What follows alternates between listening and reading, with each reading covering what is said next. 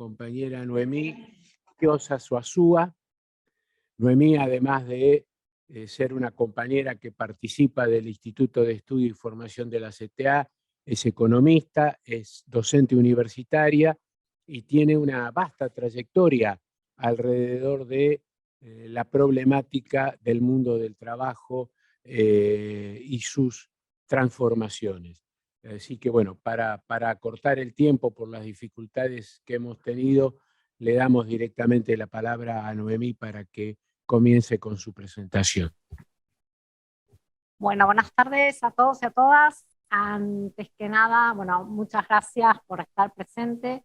Bueno, yo voy a iniciar con el tema. Estoy intentando, disculpen los problemas técnicos, tengo como baja conexión, tiene que ver con mi equipo, y entonces se cae la señal, porque para la exposición quiero presentar un PowerPoint.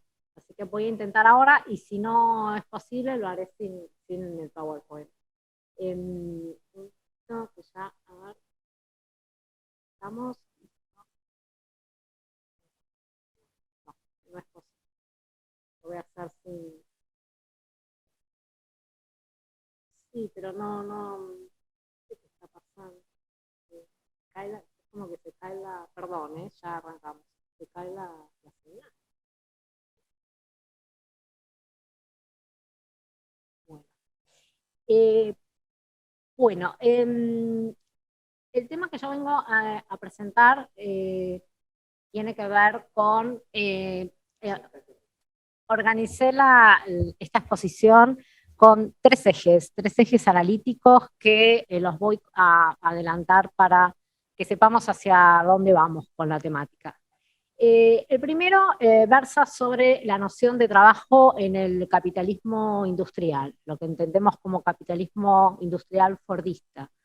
Bueno, este eje que voy a desarrollar tiene que ver con que la noción de trabajo que se construye en el capitalismo industrial fordista hoy es un mito.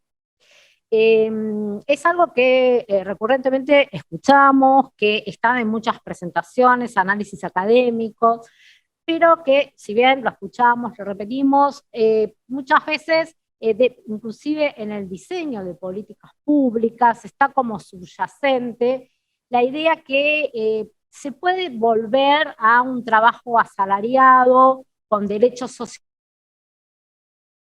ese trabajo que nos daba identidad, ese puesto de trabajo, mejor dicho, no trabajo que nos daba identidad.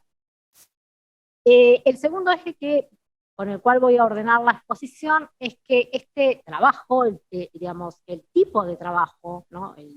La noción de trabajo que está, que sustenta, que sustenta al capitalismo industrial fordista,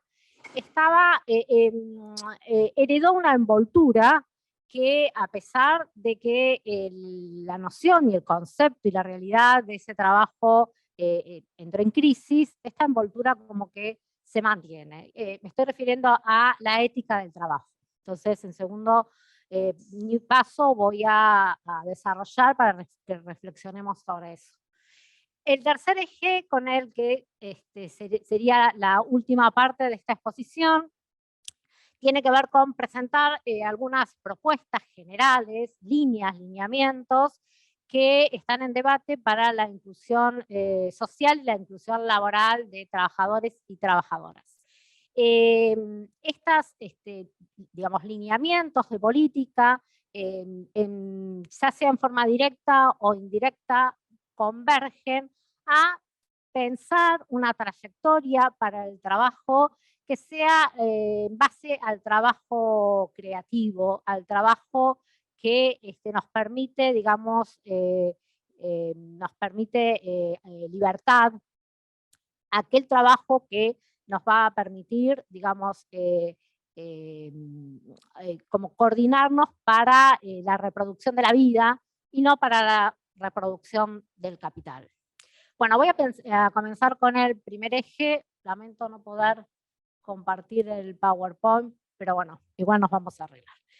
Antes de, bueno, tanto para el primer eje como para el segundo eje, yo voy a traer a la mesa, digamos, de análisis, a un intelectual que participó mucho en lo que fue el debate del fin del trabajo, debate que se da en la década del 80 y parte del 90, principalmente en los países desarrollados, pero que también rebota a los países subdesarrollados, que es André Gorz, o sea, un intelectual francés que en la participación del debate sobre el fin del trabajo, entre las obras de él está una obra que analiza la metamorfosis del trabajo, que es en el cual yo me voy a basar principalmente toda la primera parte de esta exposición. Antes de iniciar con esto, quiero como puntualizar algunas nociones, podemos decir nociones, o conceptos de trabajo. Perdón, ¿se está escuchando bien? Ah, bueno. Nociones sobre el trabajo. Uno es, son las dos primeras las ha trabajado bastante Hannah Arendt. Uno de ellos es el trabajo entendido como la búsqueda para la subsistencia. Es decir, aquel trabajo que las personas realizan porque necesitan cubrir la subsistencia. Es un trabajo que está por el propio objetivo de necesitar cubrir la subsistencia, está ligado a la necesidad. Y está ligado también a la obligación, es decir, en la medida en que trabajar, en la medida en que lo primero es cubrir la subsistencia, entonces necesitamos ese ingreso para cubrir la subsistencia y por tanto vamos a tomar los trabajos que aparezcan y de allí que hay una asociación entre esta noción de trabajo y la obligación de trabajar. No es que nadie nos obligue, digamos, ¿no? Pero creo que se entiende un poco hacia dónde va esta idea. El segundo concepto de trabajo es el trabajo creativo. Es aquel trabajo que nos permite expresarnos, desarrollarnos. Es un concepto de trabajo que ha estado, por ejemplo, en los escritos de Karl Marx, de alguna medida, en algunas de sus obras aparece el trabajo quizás como la esencia del ser humano, ¿no? Bueno, este trabajo está en la esfera de la libertad, no de la necesidad. Y en los escritos de Hannah Arendt, cuando hace la diferenciación en estos tipos de trabajo, sostiene que, bueno, para poder entrar en la esfera de la libertad con el trabajo, tenemos que tener resuelta la esfera de la necesidad. Es decir, como que la esfera de la libertad puede puede aparecer una vez resuelta la esfera de la necesidad. Y la tercera noción de trabajo, que la estoy agregando yo, no está en los escritos de Hannah Arendt, que tomé, digamos, sus conceptos para lo anterior, es el trabajo reproductivo. Es decir, el trabajo de la reproducción social, que no está vinculado mayormente en las sociedades contemporáneas al mercado de trabajo, al trabajo mercantil, sino al trabajo privado, al trabajo de cuidado, y que según el tipo de sociedad va a vincularse con quizás el trabajo para la subsistencia, porque en la medida que es un trabajo que requiere, o sea, que es necesario para la reproducción de las personas, también está vinculado de algún modo a la subsistencia.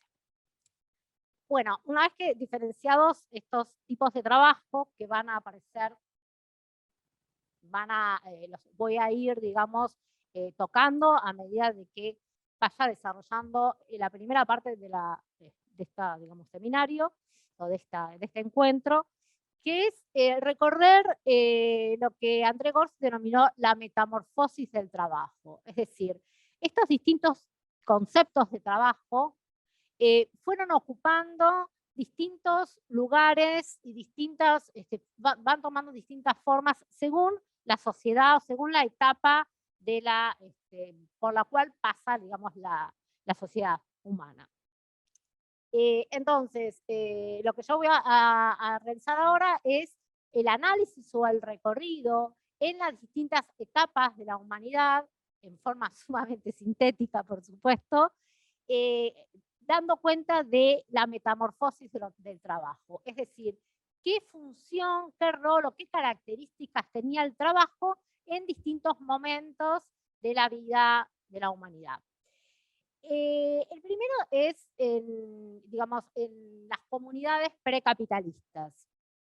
En las comunidades precapitalistas, el trabajo, según lo expone Gors, el trabajo estaba asociado a este concepto de trabajo de necesidad.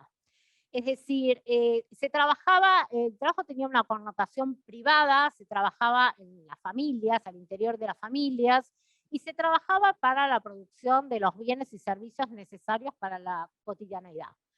Es así que en el feudalismo, por ejemplo, el trabajo lo desarrollaban los siervos, o lo desarrollaban esclavos, o lo desarrollaban también las mujeres en las familias, y el trabajo, digamos, lo importante aquí que quiero marcar es que en estas sociedades el trabajo estaba asociado con la exclusión. Es decir, la necesidad estaba asociada a la exclusión y a la exclusión de la ciudadanía. Por su parte, en este tipo de distintas sociedades, pero precapitalistas, por ejemplo, para los griegos, lo intelectual era aquellas actividades que estaban separadas del trabajo, no eran entendidas trabajo, y era la esfera de la libertad. Para los griegos, la polis, lo intelectual, el pensamiento político, no era trabajo, y era lo que enaltecía. Para el consumo de los bienes y servicios cotidianos, hacían uso de quienes hacían el trabajo, que eran los excluidos de esa, digamos, sociedad. No me quiero olvidar de nada, por eso voy a mirar mis machetes. Cuando pasamos a las sociedades capitalistas, a la primera etapa del capitalismo, que sería la sociedad mercantil, ahí nos encontramos con otra noción o otro lugar que ocupa el trabajo. El trabajo en las sociedades capitalistas mercantiles tiene un rol de medio de subsistencia, analiza Gors. Es un medio de subsistencia, pero también para las personas, para los campesinos, para los cultivadores, los trabajadores agrarios o para los artesanos. Además de medio de subsistencia, era su forma de vida. Es decir, el trabajo ya no es entendido como de exclusión, sino que el trabajo tiene una connotación, o sea, es una sociedad capitalista en sus primeras etapas, porque hay una acumulación de capital. El capitalismo en esos momentos, sobre todo en Gran Bretaña, se manejaba a partir, por ejemplo, de la industria textil, a partir del putting out, es decir, lo que era el trabajo a domicilio. Un capitalista mercantil que entregaba los insumos a los trabajadores que trabajaban en sus domicilios, y luego los retiraba y los vendía en el mercado. O sea, era un capitalismo básicamente mercantil, donde no había todavía obreros reunidos en una fábrica, ¿no? Lo interesante en esta etapa de la conformación de las distintas sociedades y inicios del capitalismo, y que nuevamente no nombro a Gors porque lo trae a Weber, es que en esta etapa, si bien hay un objetivo de ganancia, esta sociedad está regida por la idea de ganancia, está regida por una idea de ganancia que está, digamos, de algún modo controlada por las tradiciones. Bueno, yo no los puedo compartir para que vean la frase, pero Max Weber, que de alguna manera lo que hace es estudiar las características, si se quiere, más subjetivas y sociológicas del origen del capitalismo, es quien se ocupa de analizar cómo es construida lo que conocemos como la ética del trabajo. Entonces, él analiza que es en este momento donde aparece una ética, se va construyendo la ética del trabajo a partir de la ética protestante. Este concepto yo lo voy a ir desarrollando porque fue, como mencioné antes, uno de los dos primeros ejes de la exposición. Porque la exposición que voy a seguir desarrollando es cómo es que, digamos, qué significa que la noción de trabajo del capitalismo industrial taylorista haya entrado en crisis, porque es un mito, y qué pasa con la ética del trabajo. Bueno, perdón, voy a tomar agua. Sí.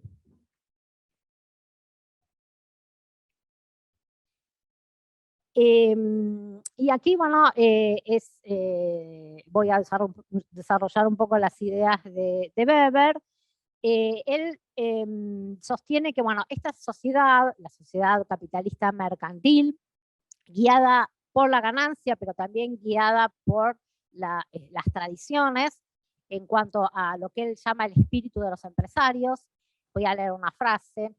Dice, la actitud tradicional ante la vida, la ganancia tradicional, la medida tradicional del trabajo, el modo tradicional de llevar el negocio y las relaciones con los trabajadores, la clientela también tradicional y el modo igualmente tradicional de hacerse con ella y de efectuar las transacciones.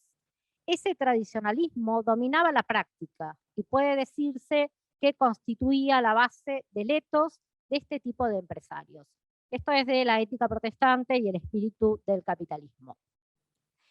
Lo interesante es que es en este momento, entonces, que se construye una idea, una noción, se le da un sentido al trabajo que va a permanecer durante las etapas posteriores.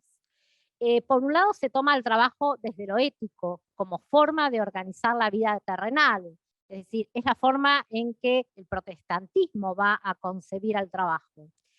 El trabajo va a ser una actitud, entendido como una actitud buena, más allá de la ganancia y del enriquecimiento. Se va a considerar una vida ascética, donde el ahorro va a ser importante. La actitud frente al trabajo va a ser importante porque va a clasificar a quienes son merecedores y a quienes no son merecedores. ¿Y merecedores de qué? Merecedores de la confianza de que para, digamos, el protestantismo son las personas elegidas, es decir, la predestinación.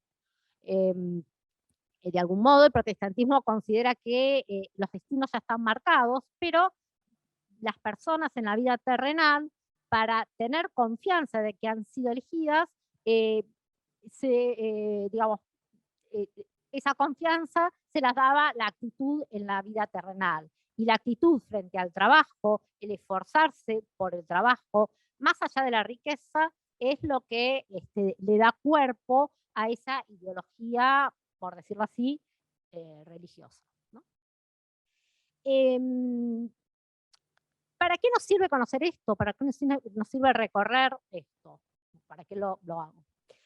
Porque cuando pasamos a la segunda etapa del sistema capitalista, que ya es el capitalismo industrial, va a ser el capitalismo ya con obreros en fábricas, con formación clara de la clase proletaria, donde las características del trabajo se van a modificar, es decir, claramente ahora el trabajo va a ser en la esfera pública y no en la esfera privada, porque ya no es ni en las familias el trabajo mercantil, digo, ¿no? Ni tampoco el trabajo a domicilio, sino ya son en fábricas donde los obreros se han reunido. Esto tiene que ver también con el tipo de tecnología que se aplica. Va a ser trabajo para terceros donde estamos remunerados por esos terceros. Son trabajos que la sociedad entiende como trabajos útiles. El trabajo pasa a ser el centro de la vida. Y acá es cuando Gorz sostiene que esta idea de que el trabajo se transforma en el centro de la vida es construida en estos en estos momentos, en esos momentos, digamos, ¿no? O sea, un poco la idea es como tomar conciencia de que muchos de los atributos que le seguimos aplicando o incorporando al trabajo no son en sí del trabajo, sino han sido construidos socialmente, ¿no? Sin ningún tipo de cuestionamiento, sino en realidad yo estoy, bueno, como haciendo distintas presentaciones o planteos que hacen algunos intelectuales que han reflexionado sobre esto.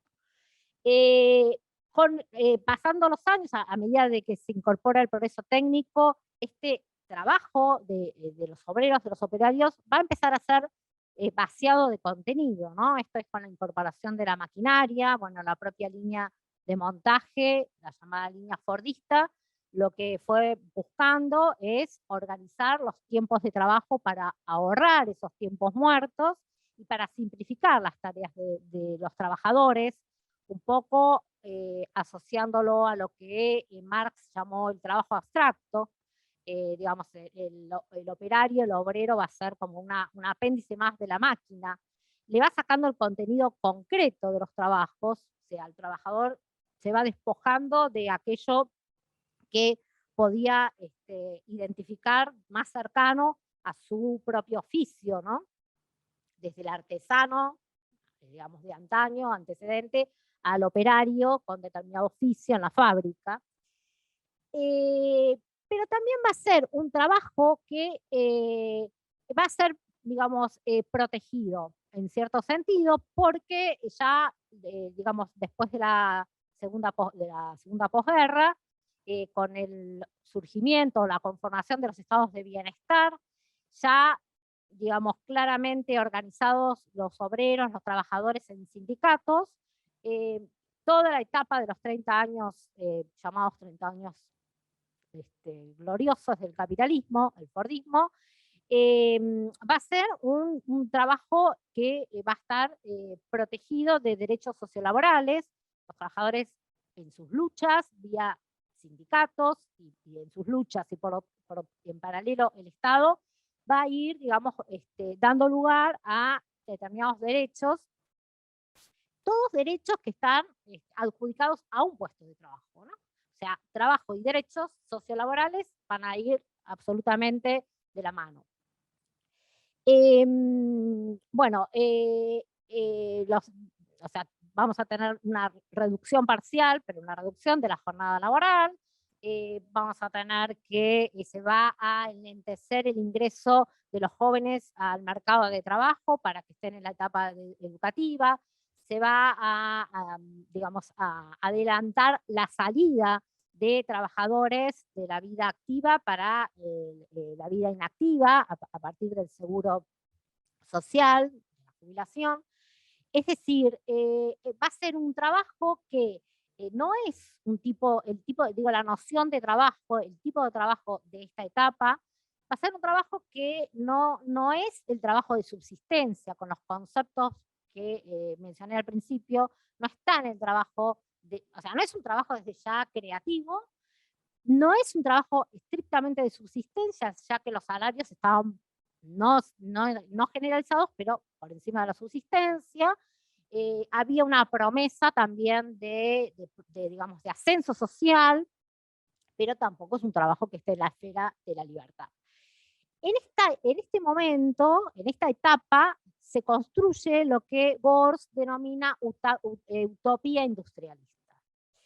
¿Qué sería la utopía industrialista? Sería aquella utopía que digamos, sobre la cual las personas en estas etapas del sistema fueron construyendo sus planes, es decir, la utopía que veían como futuro.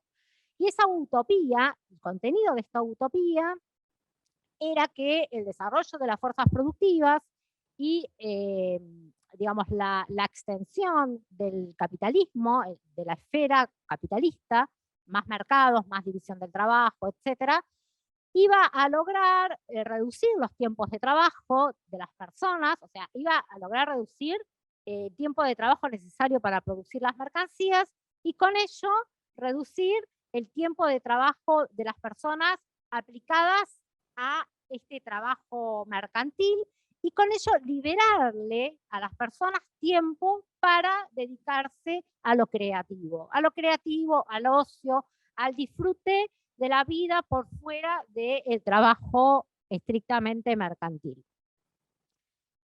Esta promesa, que vista desde lo analítico, es una promesa, digamos, de modernidad y de mejoramiento de las calidades de vida, pero no desde desde el aspecto económico, sino desde el aspecto, digamos, del placer, digamos, ¿no? De poder dedicarlo a lo creativo.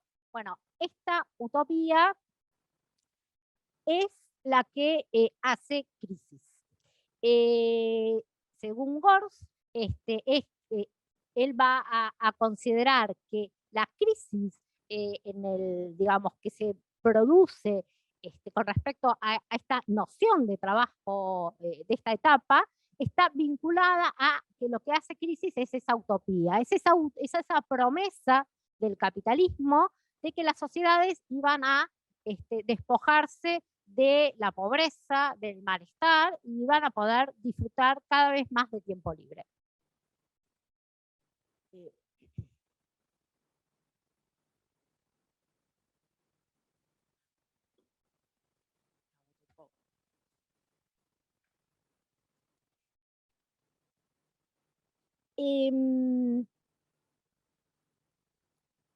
Una evidencia, digamos, de que esta utopía industrialista hace crisis, que lo hace, digamos, en la ya etapa del sistema capitalista postfordista, digamos, o el sistema capitalista de servicios, es lo que se expresa con lo que se llamó en el debate académico el debate del fin del trabajo.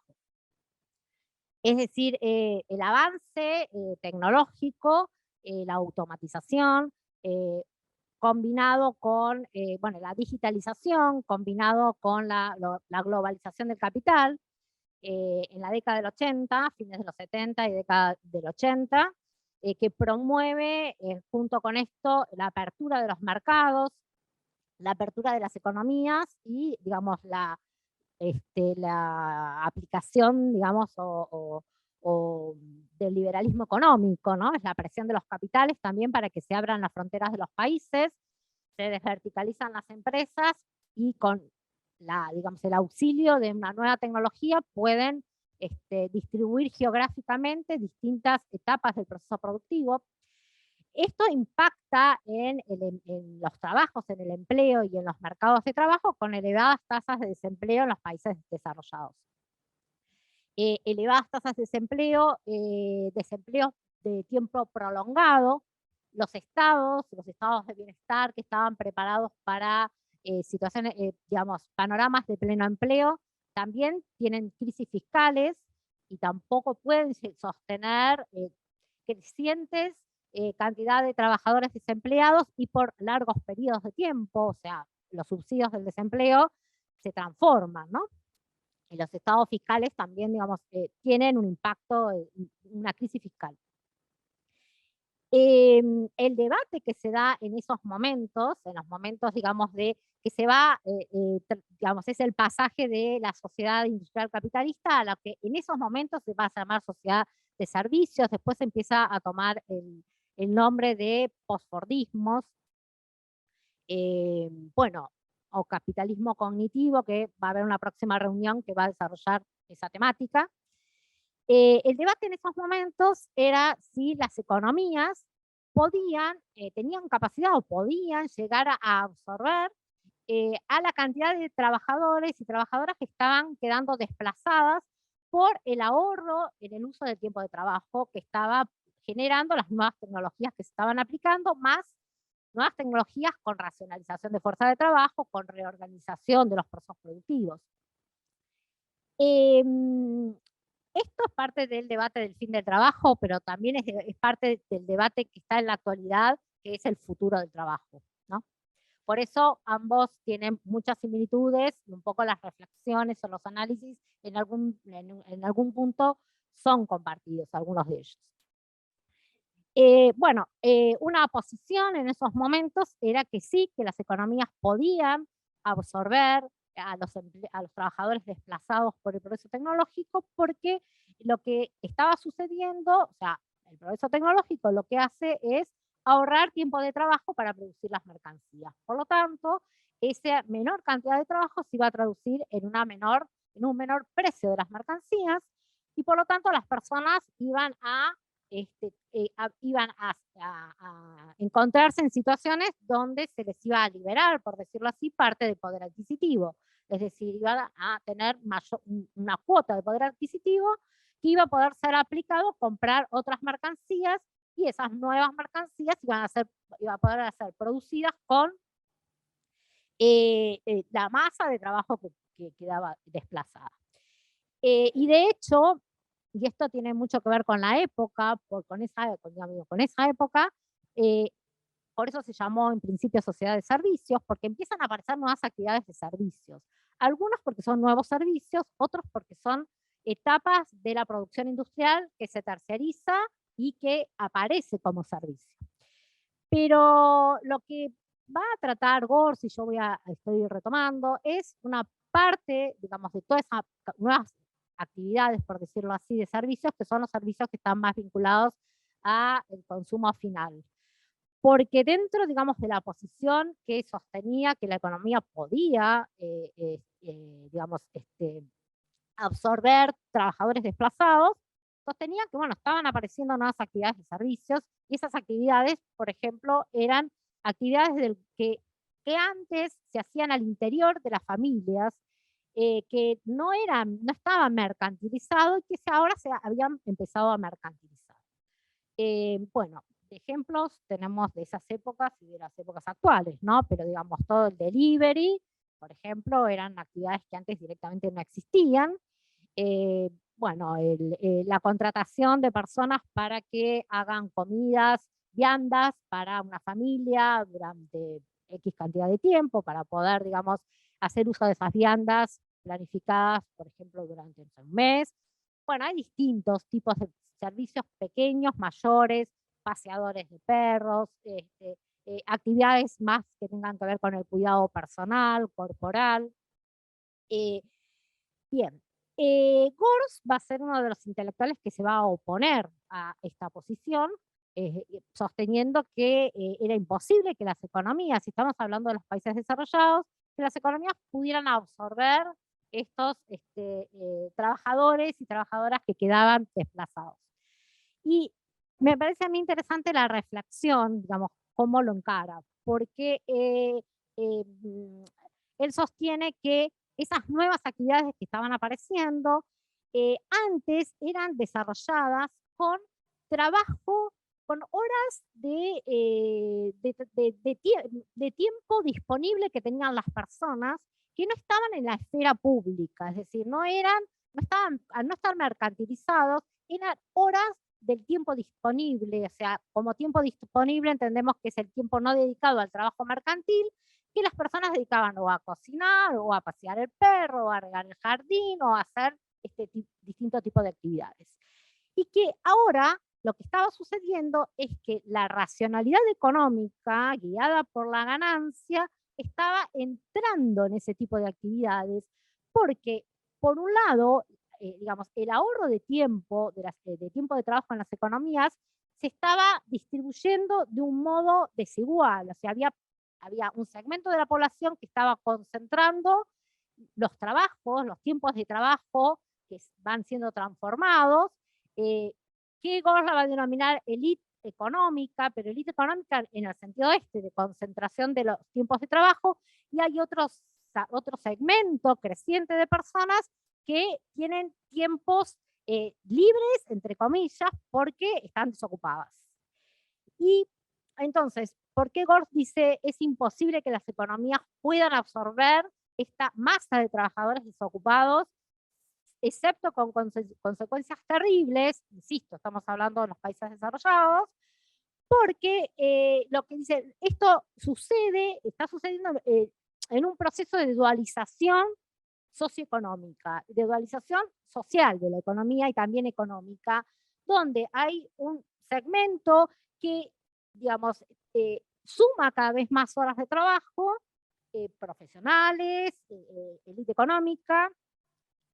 En realidad él lo llama élite profesional, y esto también es bastante polémico, ¿no? Porque, bueno, pero él la llama élite profesional, que no tiene tiempos, ese tiempo que antes tenía disponible, ahora lo ocupa con más horas de trabajo, y por lo tanto lo que hace, porque dispone de capacidad económica, es contratar a aquellas personas que sí tienen tiempo disponible, pues están desocupadas, a contratar para que preste determinados servicios.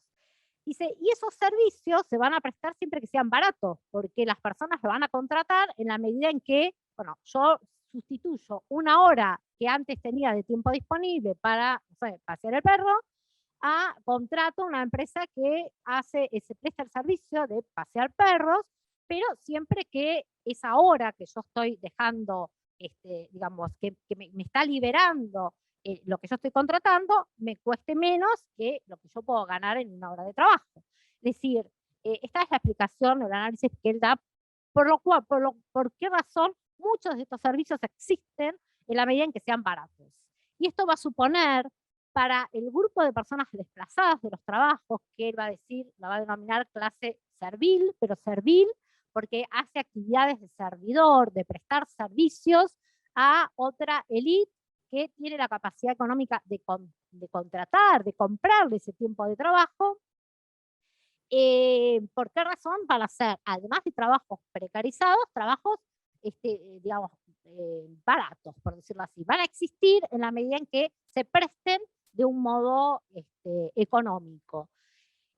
Pero lo otro interesante aquí, me parece a mí, es que él remarca que esto tampoco es, digamos, va a absorber a la clase desplazada, digamos, a los trabajadores desplazados, porque en la medida en que se transformen en actividades económicas capitalistas, van a ser regidas por la lógica de la ganancia. Y la lógica de la ganancia supone, en algún punto, en algún momento, buscar el ahorro del tiempo de trabajo, una reorganización y ahorro de tiempo de trabajo. Bueno, esta es lo que en este momento es donde Gortz dice, bueno, esto muestra la crisis de esa utopía industrial con la cual se conformó de alguna manera digamos, la proyección de la sociedad industrial taylorista.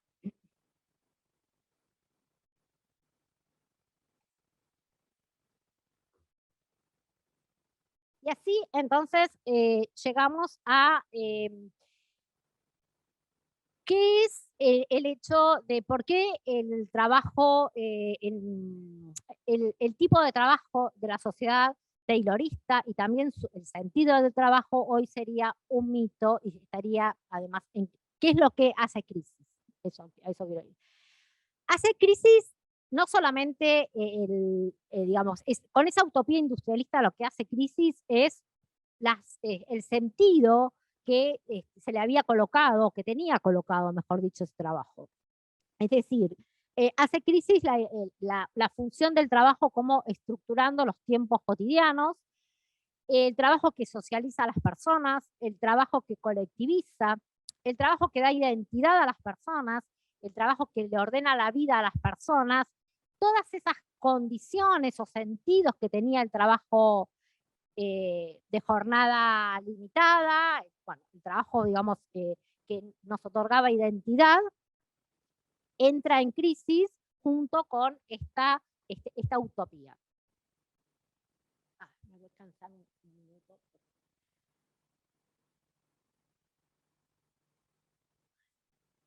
Bien. No sé cómo estoy de tiempo.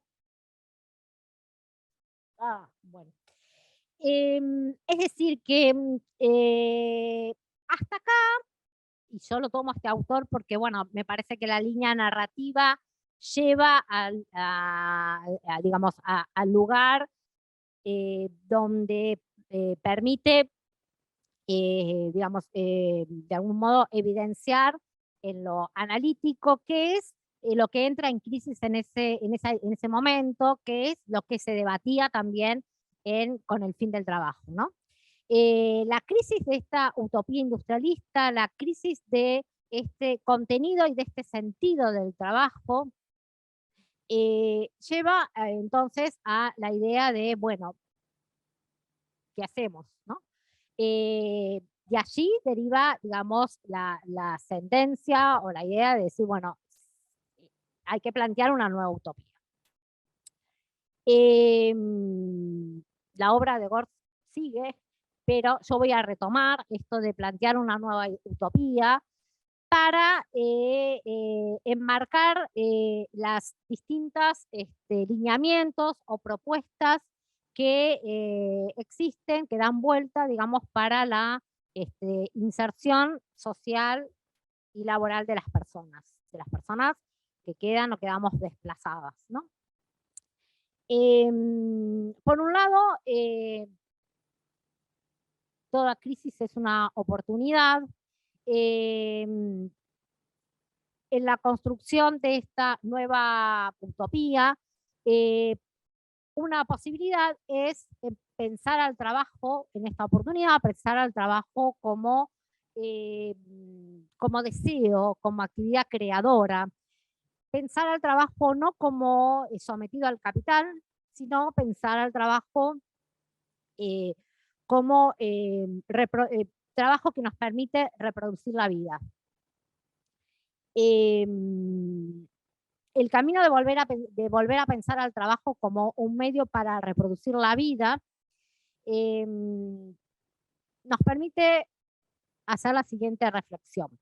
En general, en nuestros países, digamos, por conformación del sistema capitalista, en algunos antes, en otros después, la Argentina fue por ahí, entró más tardíamente, me voy a referir al fenómeno de lo que se llama a veces excedentes de fuerzas de trabajo, es decir, una cantidad de personas, trabajadoras, trabajadores, que no logran insertarse en lo que se llama la economía estructurada o la economía moderna o la economía formal, tiene distintos calificativos, y que, bueno, tiene que desarrollar actividades de subsistencia o actividades que le suministren ingresos para la sobrevivencia.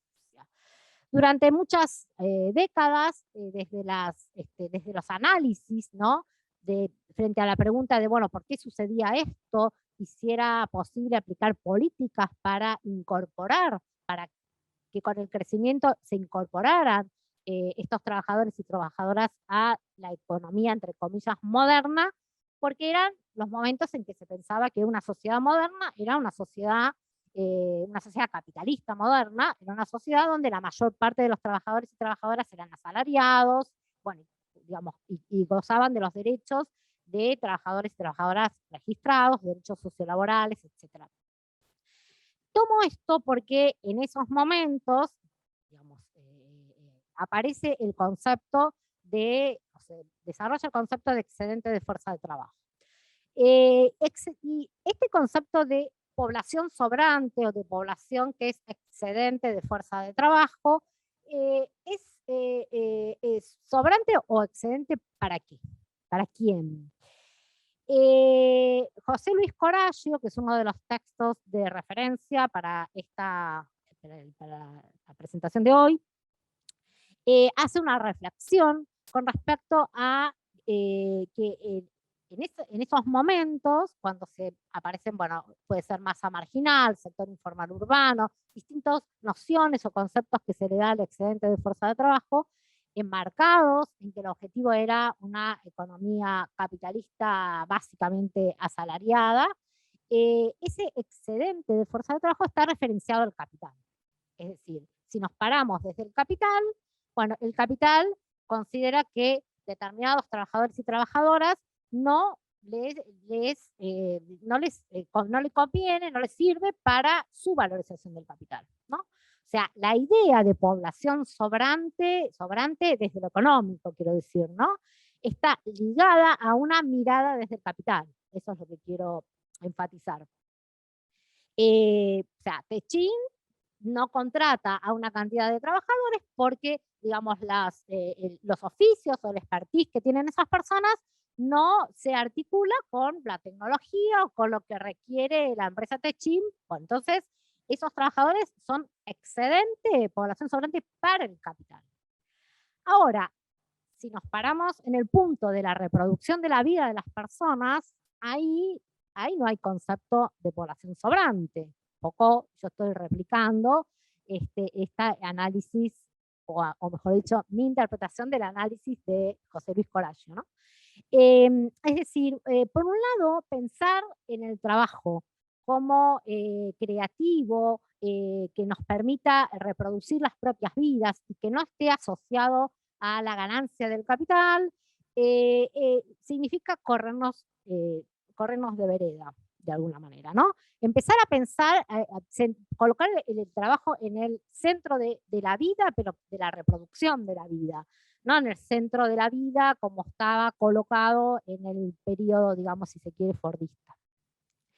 Bien, pero para eso, todo esto son anticipativos a las líneas de política o los lineamientos o las propuestas que voy a después presentar. Para poder empezar a pensar en el trabajo autogestionado, en el trabajo cooperativo, en el trabajo como, digamos, que busca la reproducción de la vida, la reproducción ampliada de la vida, un requisito es, digamos, un punto de partida, es tener resuelta la esfera de la necesidad.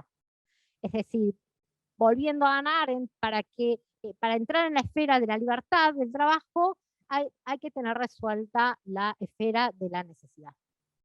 Bueno, yo voy a presentar, un poco enmarcado en esto, en principio,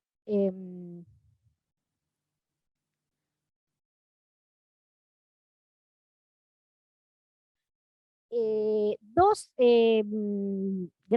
propuestas, dos propuestas, digamos, que se debaten desde hace tiempo, no solamente en la Argentina, y que convergen en forma directa y otra más indirecta a la idea de pensar, a la posibilidad de pensar en el trabajo como, digamos, reproductor de la vida, ¿no? El trabajo para la reproducción de la vida y no para la reproducción del capital. Una de estas propuestas es la propuesta de la renta básica universal y la otra propuesta es la propuesta de la economía social y solidaria.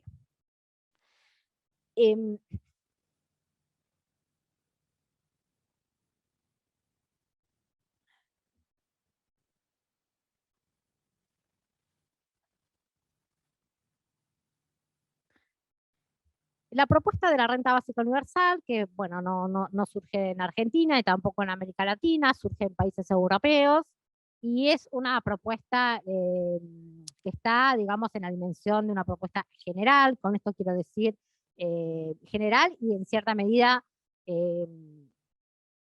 teórica, porque no hay ningún país, siempre viene la pregunta, no hay ningún país que lo haya aplicado.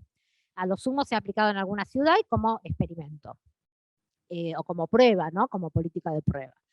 La renta básica universal lo que propone es todas las personas deben percibir un ingreso básico que se paga de forma regular, puede ser mensual, en forma de dinero efectivo, y lo reciben todas las personas de la sociedad. Es una política universal en el sentido de que construye el derecho a partir de lo universal.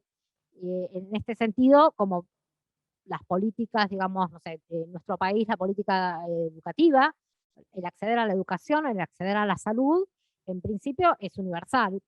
Nadie nos pide carta de pobreza o carta de riqueza para entrar a una escuela pública o a un hospital. En principio, luego hay que ver si están las vacantes y más, pero digamos, en principio, la esencia de una política universal, de una política social universal es esa, ¿no? Digamos, se accede por la condición de ciudadano o ciudadana y no por ninguna condición que tenga que ver, en este caso, por el tema que estamos hablando y de la renta básica universal, que tenga que ver con ninguna condición vinculada al trabajo. Ni estar desocupado, ni estar subocupado, ni ser trabajador precario, ni no serlo, ni ninguna condición tampoco personal, en el sentido de por ahí no estar habilitado para trabajar, tampoco ninguna condición de patrimonio. Es decir, la propuesta de esta política estipula derechos que son individuales, porque tampoco está, restringe el percibir el beneficio, ninguna condición familiar, es individual, es decir, no es que lo voy a percibir si las características de la familia a la que pertenezco son A o B, ellas ni amplían ni restringen el derecho, es individual, un poco con la idea también de desarrollar la autonomía económica de las personas de forma individual, ¿no? Universal, bueno, y libre de obligaciones.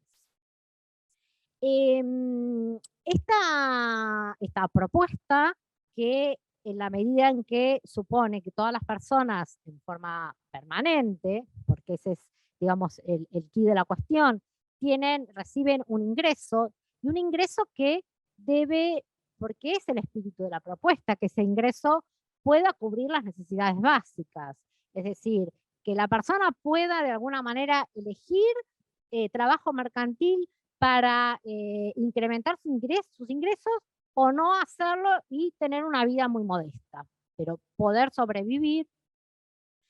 Yo decía antes que es lo que resuelve la esfera de la necesidad, ¿no? Resuelve la esfera de la necesidad, que las personas no pasemos hambre, pero además que podamos también satisfacer, digamos así, otras necesidades que en los países y sociedades en las que vivimos están todas básicamente mercantilizadas. O sea, necesitamos dinero para pasar por el mercado, excepto aquellas que son universales, como dije antes, salud y educación. Bueno, esta propuesta va de la mano con una reforma tributaria.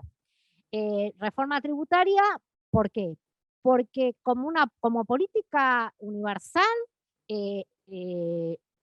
como la educación y la salud, todos accedemos a la educación o la salud pública, o sea, accederíamos al salario, perdón, a la renta básica universal todas las personas, independientemente del nivel de ingreso.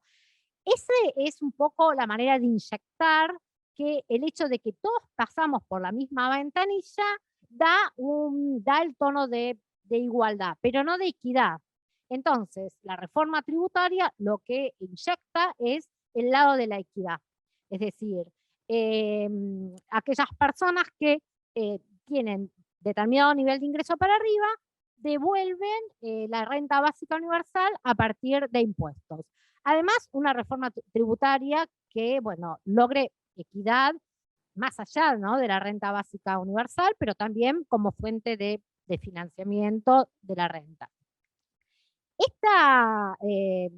Esta propuesta, que tiene fundamentos que la avalan y también tiene críticas, dentro de los fundamentos encontramos algunos fundamentos que están en la base, digamos, de las nociones de los derechos, ¿no? Se sostiene que, bueno, que el ingreso debe ser debe reconocerse como un derecho humano a la existencia incondicional de las personas, igual que los otros derechos de salud y educación, y que como derecho humano no puede ninguna persona ser discriminada, pero también como derecho humano no puede competir con otros derechos. Es decir, Laura Pautasi desarrolla estas ideas que, digamos, en la medida en que a lo que se apunta con la, digamos, integralidad de los derechos humanos es a la vida digna y no al ingreso digno o al trabajo digno, entonces la renta básica no, o sea, la garantía de un ingreso para las satisfacciones, para resolver las necesidades básicas, no puede competir con la garantía o el derecho de acceder a un empleo. Deben ser, digamos, respaldadas por los estados. Bueno, también dentro de las críticas que recibe esta propuesta, una crítica fuerte, porque de ahí se derivan diferentes aspectos, proviene de la ética del trabajo. Es decir,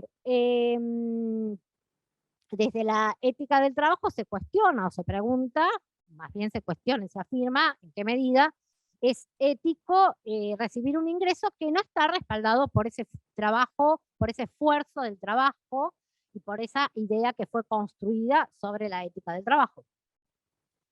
Quienes defienden la política de renta básica responden que digamos, no está en contradicción la propuesta con la ética del trabajo, con las ideas de la ética del trabajo, con las nociones o los fundamentos de la ética del trabajo, solo que no sería, digamos, apto o posible el tema de tener que limitar la reproducción de la vida de las personas, que las personas puedan sentirse seguras en satisfacer sus necesidades básicas, a que consigan un empleo en el mercado. Es decir, a que el ingreso necesariamente provenga del trabajo mercantil. Por lo cual, digamos, la renta básica no compite, digamos, no desplaza la ética del trabajo, solo que lo que aporta es a que las personas tengan resuelta la esfera de la necesidad. Bueno, otros defensores, otros argumentos que se da a favor de la renta básica y respondiendo un poco también a lo de la ética del trabajo, a la crítica que hace la ética del trabajo, es que bueno, las personas trabajamos en varias cosas, hay varias nociones y tipos de trabajo que hacemos, no todos están remunerados, hay muchos trabajos no remunerados, trabajos que se hacen de modo solidario, y el bastante ya analizado, pero nunca del todo visibilizado, trabajo de cuidados al interior de los hogares.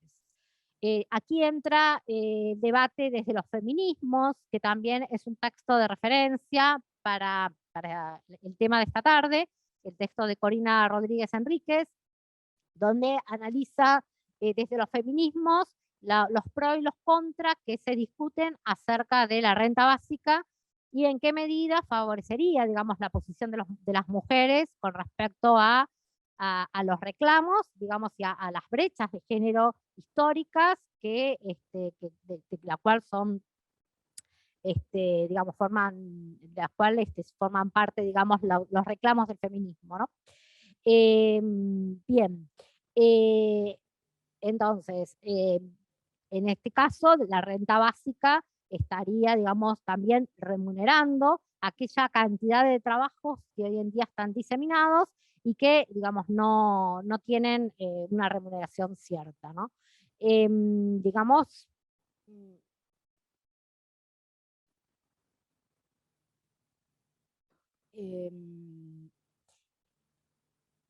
que desde este lugar se le responde a los cuestionadores desde la ética del trabajo, de la renta básica, que bueno, que ¿por qué no cuestionan el hecho de que existan trabajos que no tienen remuneración, ¿no?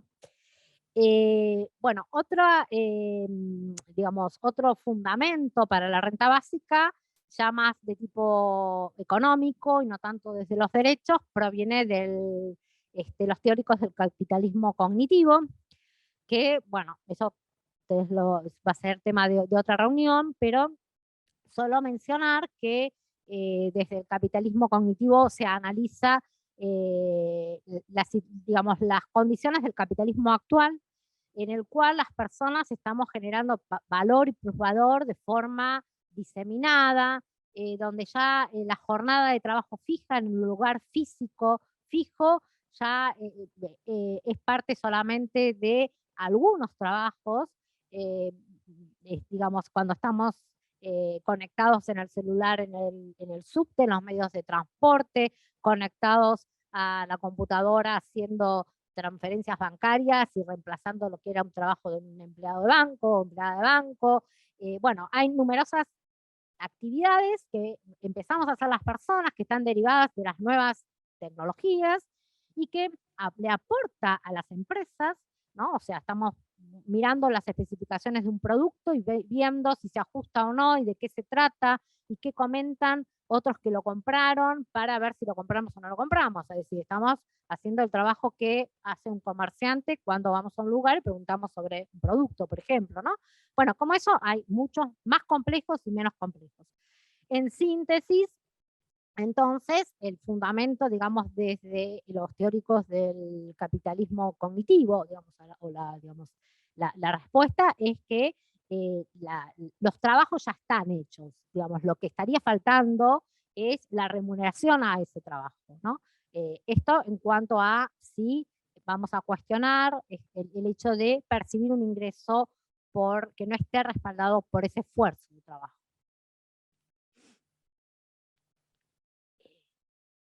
Bien.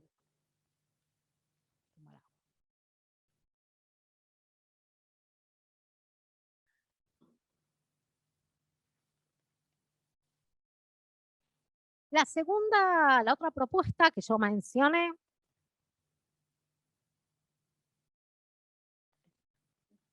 es la propuesta de la economía social y solidaria, que en nuestro país, en Argentina, bueno, un referente importante es José Luis Corallo y su equipo de investigación, pero bueno, él es un referente, o sea, hay un texto que colocamos, creo que ya lo mencioné, pero bueno, que es referencia para esta charla. Bueno, la idea de la economía social y solidaria es, digamos, tiene como objetivo incorporar cantidades crecientes de trabajadores y trabajadoras que quedan desplazados de ese capitalismo guiado por la lógica de la ganancia, pero con el objetivo de la reproducción de la vida. Es decir, la organización de nuestros trabajos de modo autogestionado, de modo puede ser vía cooperativas, de forma de mutuales, de forma de asociación de productores, guiados por este objetivo de reproducir la vida, requiere, analiza Corallo, un componente de solidaridad, pero de solidaridad para la organización, de solidaridad en lo que se entiende, bueno, un trabajo cooperativo requiere la solidaridad como un componente de organización.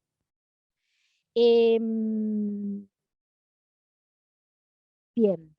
Y también la solidaridad con respecto a la naturaleza, es decir, hay un cambio de perfil tanto en para qué trabajamos, qué producimos y cómo lo producimos. Y en el cómo lo producimos también está cómo nos vinculamos con la naturaleza.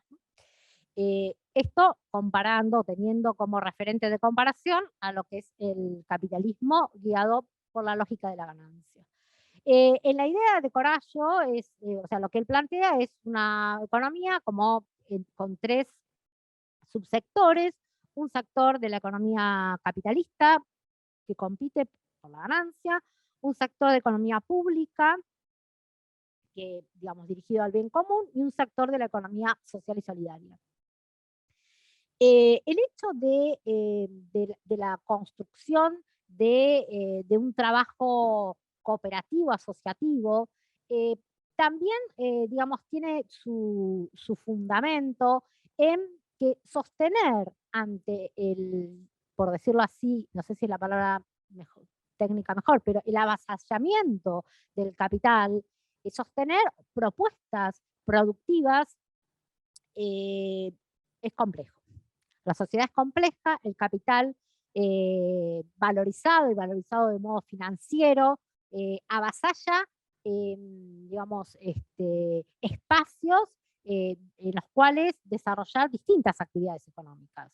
En la medida en que un determinado espacio no ocupado por producción capitalista empieza a aparecer como rentable para el capital se arma y la desplaza, digamos, ¿no? Si no ocupa determinados espacios es porque no le resulta rentable. Pero bueno, esto del lado de la rentabilidad del capital. Del lado, nuevamente, y lo repito porque bueno, es de alguna manera lo que guía en esta propuesta, el trabajo desde la idea de la reproducción de la vida los emprendimientos individuales es complejo en cuanto a digamos, la competencia en el mercado con emprendimientos capitalistas, con empresas capitalistas. Entonces, la conformación de trabajos en forma, digamos, autogestionada, digamos, en estructuras asociativas y cooperativas, le da la fortaleza además, por supuesto, ¿no? De no estar sometidos a la explotación, la fortaleza de poder integrarse a esta esfera económica. En esta propuesta, el Estado tiene un rol fundamental. El Estado en esta idea, debe modificar las políticas públicas en apoyo a asociaciones, a cooperativas, y también en apoyos de redistribución de ingresos, en apoyo de subsidios y en apoyos, y además, digamos, cumpliendo los roles de derechos universales, ¿no? De salud y de educación, pero también de promoción del trabajo autogestionado. Que no es algo que esté presente, ¿no? Por ejemplo, bueno, Ruth Muñoz analizó el caso digamos, en la pandemia, cuando es necesario implementar el ingreso familiar de emergencia. Bueno, se implementa el ingreso familiar de emergencia como asistencial, se implementa el ATP para empresas con trabajadores asalariados, o sea, un subsidio a las empresas, pero para el segmento de trabajadores y trabajadoras en cooperativas quedaban fuera de todo, porque no eran trabajadores informales a los cuales les llegaba el IFE, y tampoco eran asalariados de empresas, y tampoco eran empresas, ¿no? Empresas en sí. Entonces, digamos, esto lo traigo como ejemplo para marcar lo poco presente que está en las políticas públicas este tipo, digamos, de propuestas de organización socioproductiva de los trabajos. Bueno, en esta propuesta también aparecen las formas de crédito solidario, ¿no? Créditos rotativos solidarios, que particularmente en Argentina hay algunas experiencias, y también la experiencia de la moneda social, ¿no? Que es una, digamos, no la experiencia, no, la propuesta de la moneda social, que es más complejo, pero está dentro, digamos, de los instrumentos que conforman la propuesta de la economía social y solidaria. Bueno, estos son como, si se quiere, paraguas o referentes de propuestas generales. En nuestro país, bajado a propuestas más ya concretas o operacionalizadas en cantidad de beneficiarios, en costos, en presupuestos, en cuánto pesaría en el digamos, presupuesto público. Podríamos decir que hay dos propuestas que tienen algunos componentes de estas dos que yo mencioné. Una es la propuesta del ingreso básico universal unido a el salario social de empleo y formación como un ingreso que remunera a un trabajo, a la contraprestación de un trabajo en un programa de empleo público, que es la propuesta de la CTA Autónoma y del IPIP. Y la otra propuesta es la propuesta, diría yo, de la CETEP, en sentido amplio, porque es de la CETEP, viene, digamos, presentada por diferentes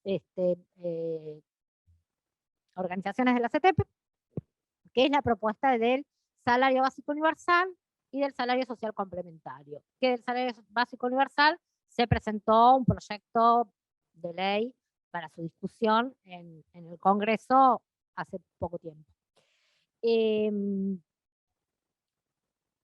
Bueno, voy a desarrollar un poquito las características principales de la primera propuesta. El ingreso básico universal supone una transferencia de ingreso a un segmento de población en edad de trabajar que no tiene un ingreso registrado.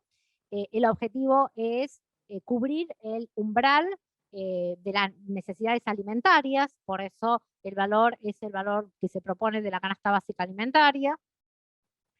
Y el salario social de empleo y formación está pensado como programa de empleo para la población que quiera, en principio, incorporarse a ese programa de empleo. El ingreso es equivalente al salario mínimo vital y móvil. Y bueno, y plantea distintas esferas de actividades a desarrollar, de actividades económicas, de actividades productivas a desarrollar. Entre las que también está la capacitación y formación para el trabajo o formación en oficios. Bueno, no sé, creo que no me queda, lo que me queda en el tintero quedó medio por ahí, pero me parece que en principio los tres ejes con los que yo planteé al inicio, si voy a hacer una síntesis de la narración, de la narrativa que hice, están reflejados en los desarrollos que fui haciendo. El objetivo entonces fue, en principio, es recuperar el sentido y la forma que ha tomado el trabajo en distintos momentos de la sociedad o de la vida de la humanidad, para recordar en todo caso o reflexionar acerca de que no siempre el trabajo tuvo connotaciones positivas. A veces el trabajo fue un factor de exclusión de personas en determinadas comunidades, y que las connotaciones que le damos y que le seguimos dando, porque si bien el tipo de trabajo del capitalismo fordista entró en crisis, el tipo de trabajo, quiero decir, el tipo de trabajo ese de empleo, las características de esos puestos de trabajo con derechos, entró en crisis, digamos, la envoltura que tenía en cuanto a la ética del trabajo, cuya génesis es del protestantismo, de allí proviene, que fue útil para el capitalismo, porque el capitalismo se libera de esa etapa del capitalismo industrial, se libera de esa tradición, y es como que se ancla en la ganancia capitalista, en la acumulación permanente, guiada por la ganancia capitalista, pero explota a una clase trabajadora que va siendo, digamos, de algún modo incorporando la subjetividad de las características que tiene ese trabajo para su vida y cómo ese trabajo empieza a ser centro de la vida y todo pasa por tener un trabajo de esas características. Tener un trabajo con esas características. Entonces, recuperar la génesis de esta idea de la ética del trabajo, que hoy, si bien ya no están esos trabajos, por eso un poco coloqué esa sentencia a su mito, está esa idea de ética del trabajo dando vueltas y dónde se coloca esa ética, ¿no? ¿A dónde? ¿Con qué tipos de trabajo, ¿no? ¿Es bueno, es malo? Bueno, eso es para reflexionar y podemos también traer distintos otros pensadores para ese debate, pero en todo caso lo que quise fue colocar la problemática, ¿no? Y luego, bueno, ver algunas propuestas en esta idea de construir una nueva utopía. Bueno, ahí. Bueno, muchas gracias, Noemí. Podemos tener unos minutitos si algún compañero o compañera quiere dejar alguna consulta en el chat, la vamos levantando y tratamos de tomarlas. Tenemos todavía unos minutos, lo mismo que si alguno de los compañeros que están acá tiene alguna pregunta.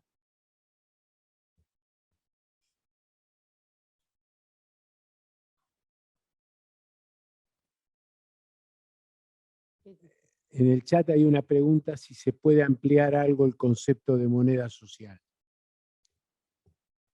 Bien. Bueno, es uno de los componentes que está dentro de la propuesta de la economía social y solidaria. en la medida en que existe o sea, la propuesta de moneda social supone una moneda que puede permitir los intercambios liberados de la problemática que tiene, digamos, la emisión monetaria o la moneda entendida como moneda fiduciaria, que es la moneda, digamos, que identifica el Banco Central y el país, ¿no? El hecho de tener moneda social, porque sería parte, digamos, de esta propuesta, o sería parte integral de la propuesta de la economía social y solidaria, y sería una moneda que no existe, o al menos tampoco está, diría yo francamente, a mi alcance, hacer un desarrollo más analítico de cómo funcionaría y cuáles serían sus características, pero que el objetivo que tiene es poder facilitar los intercambios al interior, o sea, facilitar la dinámica de la economía social y solidaria, ¿no?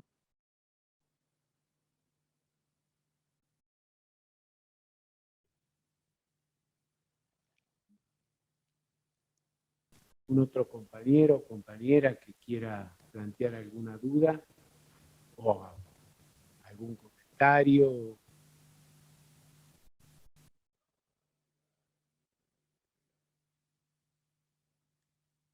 Sí, de la primera entendí, la segunda no entendí la pregunta. Porque no se escucha. Bueno, está bien.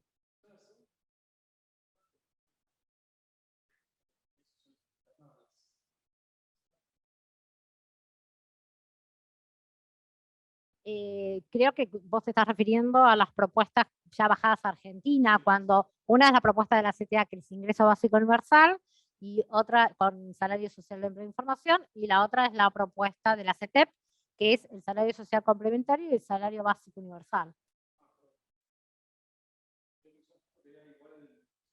Sí, porque la idea de la propuesta de la CTA y PIB es el salario social de empleo e información, que es el equivalente a salario mínimo vital y móvil, sí. Para la incorporación a programas de empleo de personas que, bueno, que no tienen, que no están insertas, digamos, en actividades, ¿no? Que no tienen ingresos registrados o que quieren participar de este programa de empleo. Sí, bueno, la pregunta que está haciendo el compañero, la primera pregunta es, porque la segunda no está muy clara, la dejamos, la primera pregunta es con respecto a el concepto de renta básica universal y cómo eso se vincularía con las necesidades y la satisfacción de las necesidades, dado que las necesidades son distintas según el tipo de país y de sociedad, ¿no? Esa sería un poco la idea.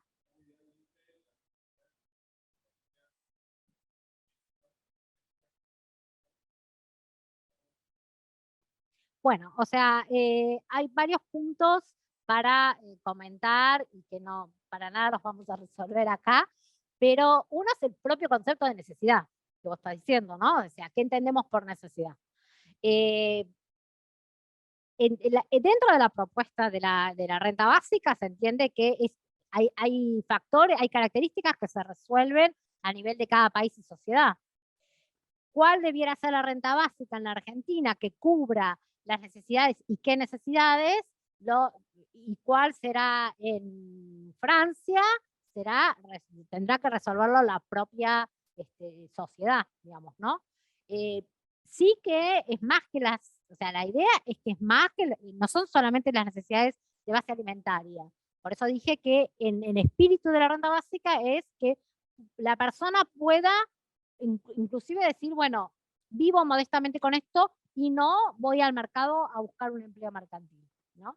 Ahora, bueno, es polémica, o sea, yo sinteticé algunos cuestionamientos de la renta básica, pero tiene muchos más en términos de la factibilidad y posibilidad de concretarla, ¿no? Entonces, por eso digo, uno es el concepto de necesidad. Luego, no un concepto universal, cada sociedad obviamente tiene una estructura de necesidades de consumo diferentes.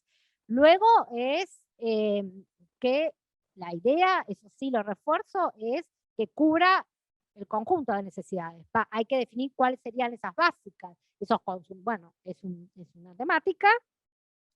Y luego el nivel también, si es por etapas o si se empieza con un ingreso renta básica o ingreso ciudadano en Argentina, si se inicia con un ingreso menor y después se incrementa, o se inicia con un segmento de población y luego se va ampliando, también son todas decisiones que en la medida en que una sociedad esté decidida a esta propuesta, irán concretando y definiendo, ¿no?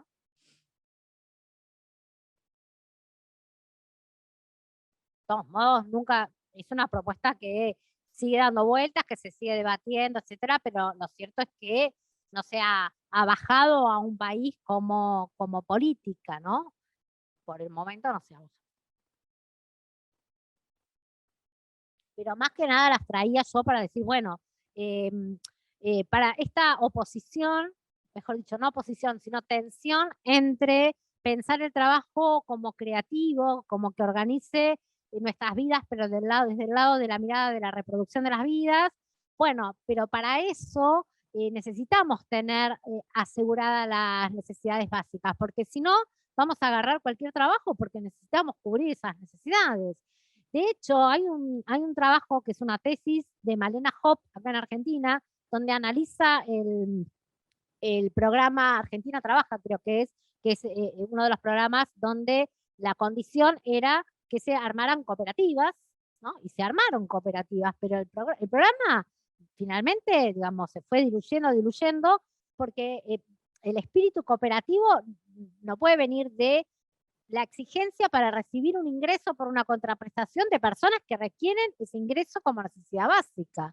Porque ahí, bueno, sí, será cooperativa u otras formas que le digan que tengan que hacer la contraprestación, la harán, pero porque no, ese pilar, digamos, o ese umbral no está cubierto. Entonces, un poco como poniendo, digamos, en relación ambos, digamos, sentidos, si se quiere, del trabajo, ¿no? Necesidad y creativo para la reproducción.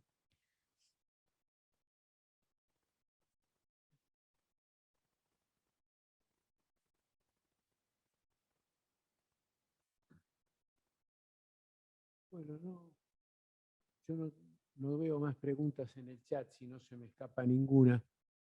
Sí. Bueno.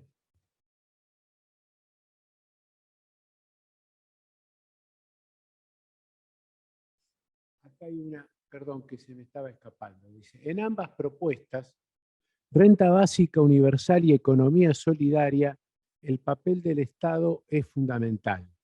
¿Hay alternativas que no tengan al Estado en el centro? ¿Ella se escuchó o la tengo que repetir? No, pero, pero digamos, es compartida con, ya lo leyeron todos. La verdad es que desconozco, no está a mi alcance, si hay alternativas que no tengan, no sé si el Estado en el centro, sino el Estado cumpliendo un rol importante, ¿no? Tanto en la renta básica, porque es un Estado que sí tiene que ocuparse de la digamos, redistribución y la distribución de esta renta, pero bueno, con características de política pública y también para la organización, digamos, y promoción de la economía social y solidaria. Eso traería, me parece interesante y que no lo podemos abordar hoy, pero es el rol del Estado, ¿no? ¿Por qué, digamos, el Estado tiene o no tiene que participar? Y si no participa el Estado en el desarrollo de estas políticas públicas, ¿en qué rol le vamos a dar al Estado en la sociedad? ¿Cuál rol? Si no sería en este tipo de políticas o políticas que apunten a estos objetivos, ¿no? No sé si estrictamente la renta básica o la economía social y solidaria, pero que concurra a encaminarse por resolver esta problemática, ¿no? Pero no, yo a la respuesta es que no conozco. Nos queda una pregunta más y luego ya cerraríamos porque estamos venciendo la hora que nos habíamos propuesto. ¿Cómo se explica la convivencia con el capitalismo de esta etapa, donde cada vez las ganancias son mayores y debido al avance tecnológico cada vez con menos mano de obra.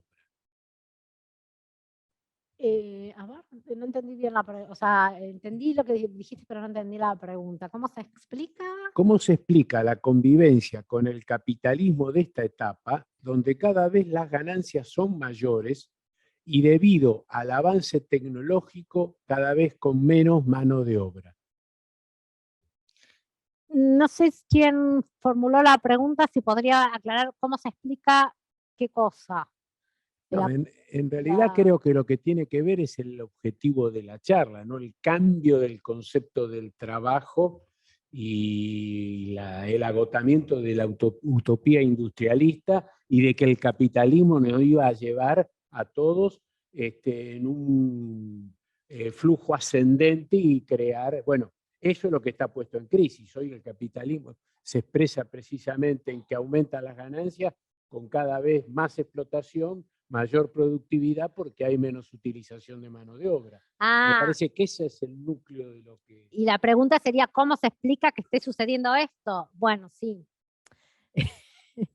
Claro, digamos, exactamente como por todo Horacio, un poco el núcleo de la charla es por qué estamos donde estamos, pero buscar un poco la genealogía, ¿no? Aparentemente íbamos para un lado, pero no fuimos en realidad de esa utopía industrialista la mitad se cumplió, porque la reducción de los tiempos de trabajo sucedió, ¿no? Lo que no se cumplió fue la redistribución del tiempo que queda de una forma democrática y equitativa, que todos podamos participar de esos beneficios de la tecnología, ¿no? Uno podría decir, bueno, la tecnología no es negativa en la medida en que ahorra los tiempos de trabajo. El problema es que ese ahorro en el tiempo de trabajo no se traduce en un ahorro de la jornada de trabajo, en una redistribución de los trabajos socialmente, sino que se concentran y se desplaza al resto, ¿no? Hay una, quiero comentar, no sé si hay otra, pero hay un video que hizo Anfibia, se llama Un clic y no trabajo más, que tiene que ver con Rappi o uno de estos, o sea, empresas, y aparece, es Rappi, porque yo lo utilizo en la universidad para dar clase a los estudiantes, que lo vean y lo comenten, y lo cuestionan, un comentario crítico, porque aparece un muchacho colombiano, que no recuerdo su nombre, ahora no me acuerdo, pero es el creador de Rappi, que creo que es la colombiana, y bueno, y él dice, bueno, nos pareció una idea muy bonita, porque personas que no tienen tiempo compran el tiempo de otras personas que tienen mucho tiempo disponible, y entonces así todos pueden disfrutar de los tiempos, ¿no? Que parece, digo, lo leyó a Gons. Pero, digamos, está absolutamente gráfico, o sea, el creador dice, bueno, nada, yo vi que estaba este problema y veo que hay personas que no tienen tiempo y entonces dice, bueno, compran el tiempo de otros para que hagan las actividades que antes ellos los hacían en sus casas, ¿no? Bueno, la última que aparece acá, porque bueno, ya nos excedimos, para cerrar sería, ¿cuál es la función de los sindicatos en relación a la propuesta que promueve más el trabajo creativo que el asalariado?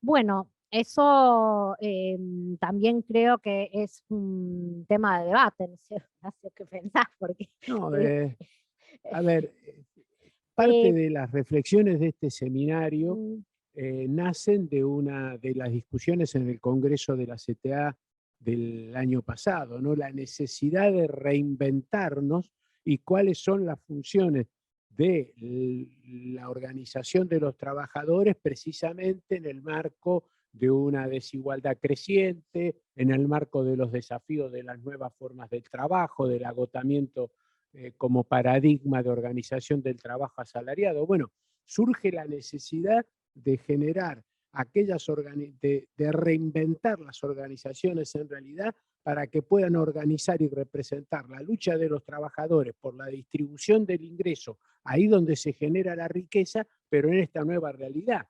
Y bueno, parte de nuestro debate organizativo tiene que ver con que características que le dieron origen a la CTA ya por los 90 siguen siendo válidas, pero con una nueva realidad, una nueva configuración, como dice el título de este seminario, del mundo del trabajo.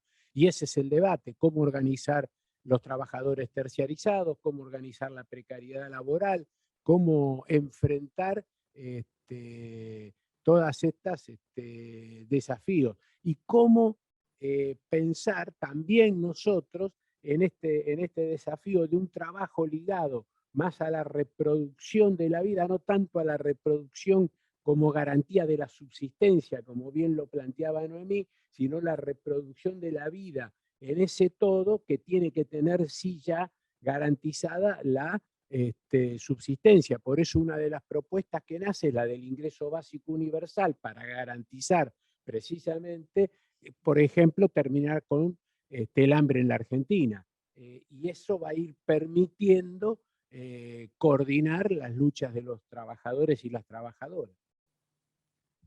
Sí, digamos, un poco como tomar total conciencia de que las formas del trabajo se transformaron, se modificaron.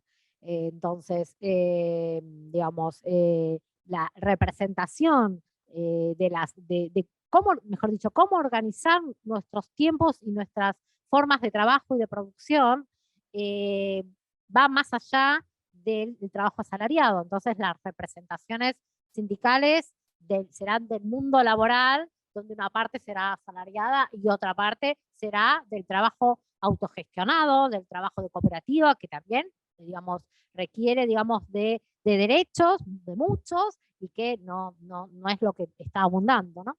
Así que, bueno.